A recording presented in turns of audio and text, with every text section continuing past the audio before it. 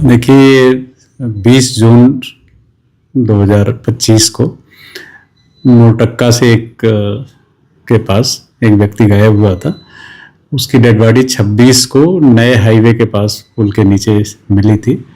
छत बिछत हालत में डेड बॉडी पानी में मिली थी।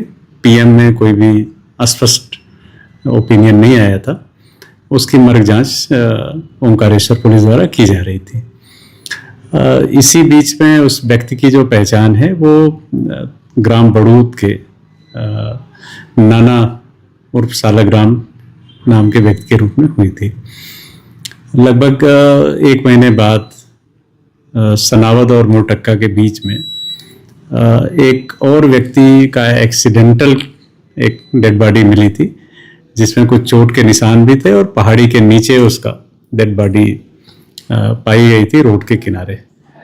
प्रथम दृष्टया इस तरह का वहाँ पे दिखाया गया कि कोई एक्सीडेंट हुआ था, लेकिन उसकी जब पोस्टमार्टम रिपोर्ट कराई गई तो उस पोस्टमार्टम रिपोर्ट में ये पता चला कि प्रकाश नाम का वो व्यक्ति ग्राम बड़ूद का रहने वाला है, जो थाना सनावद थाना क्षेत्र का निवासी है।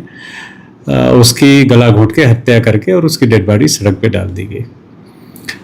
जब पुलिस ने जांच की तो पता चला कि अंतिम समय में बड़ूद गांव का ही धनिया और धर्मेंद्र तंवर नाम का एक व्यक्ति है, जो वहाँ का निगरानी बदमाश भी है, वो उसके साथ देखा गया था।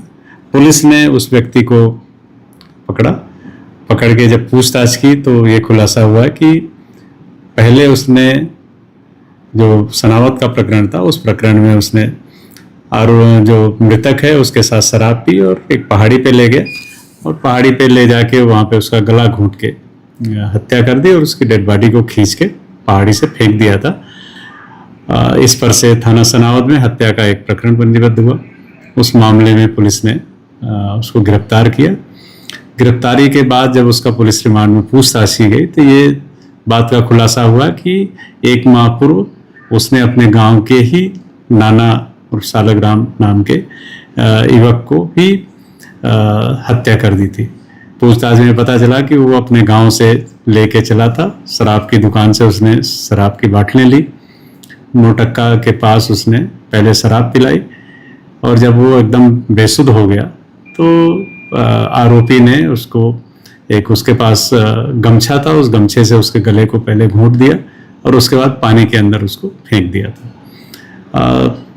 अभी जब पूछताछ की गई आरोपी से तो दोनों प्रकरणों में पता चला कि 2-3 वर्ष पूर्व प्रकाश के भाई की हत्या हुई थी। उसमें उनको शक था कि धर्मेंद्र ने उसमें कुछ घटना कारित करी है। उस बात को लेके दोनों की रंजिश थी और नाना भी उसके साथ पूर्व में 2-3 वर्ष पूर्व एक बार गाली गलौज और मारपीट की घटना कर चुका था।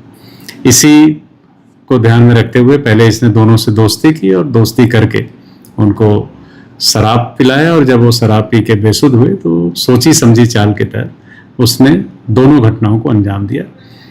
खरगोन जिले के सनावद थाने में एक प्रकरण पंजीबद्ध हुआ, उसमें उसकी गिरफ्तारी पूर्व में हो चुकी थी और परसों खंडवा जिले के जो ओंकारेश्वर में प्रकरण पंजीबद्ध हुआ है उसमें भी उसकी फॉर्मल अरेस्ट करके उससे जो घटनास्थल के आसपास से उसने वस्तुएं मृतक की ले गया था उनकी भी जब्ती करके विधिवत कार्रवाई की जा रही है। सर, कुछ लिस्टिंग करता था या क्या टारगेट होता था इसका? जैसा मैंने आपको बताया कि पूर्व में दोनों जो मृतक थे उनका कभी न कभी इससे 2-3 वर्ष पूर्व विवाद हुआ था और उस विवाद को उसने अपने मन में घर करके रखा था और उसी कारण वो पहले उससे सोची समझी चाल के तहत इसने दोस्ती की और दोस्ती करने के बाद उनको शराब पीते थे तो उसने सुनसान जगह पे शराब पिलाई और वहाँ मौका देख के फिर इनकी हत्या कर दी।